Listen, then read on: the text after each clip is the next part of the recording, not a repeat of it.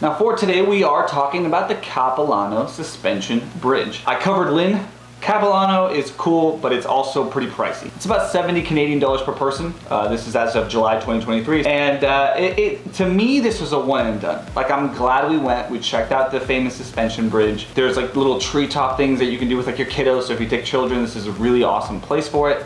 But it is a tourist destination, which means it draws a lot of crowds. And you know, they've got some shops and places to eat and stuff. But given how pricey it is, and given that Lynn Canyon nearby is free, if you're really just trying to get outdoors, this is maybe not the place for you. The suspension bridge here, obviously much bigger than Lynn, but again, just really depends on what you want to do. If you want to go somewhere a little bit more touristy, very family friendly, kid friendly, this is a really cool place. If you're trying to maybe get that suspension bridge adventure photo, you know, dive into the water, hang out, do a little bit of a hike, Lynn Canyon is a much better option. As always, I have the longer vlog if you want to check that out. I know folks don't always want to look at the long videos, so I put out these short ones.